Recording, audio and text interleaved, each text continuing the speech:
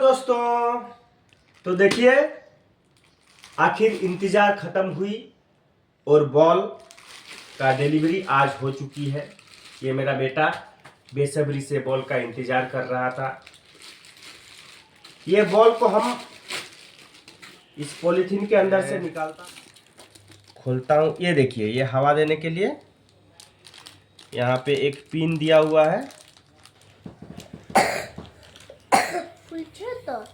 तो देख रहे दोस्तों, फेफड़ा का भी कुछ पावर रहता है, उसी फेफड़ा पावर से मैं इसको फुला रहा हूँ। तो मुंह से तो इसको मैं बहुत हद तक फुलाया था, लेकिन जितनी ज़रूरत थी वो टाइटनेस बॉल में नहीं आ पाई थी, इसलिए हमको बाद में साइकिल का पंप से इसे पूरी तरह से फुलाना पड़ा था। और ये देखिए अभी बॉल हमारे सामने उभर करके आ गया है। थैंक यू दोस्तों।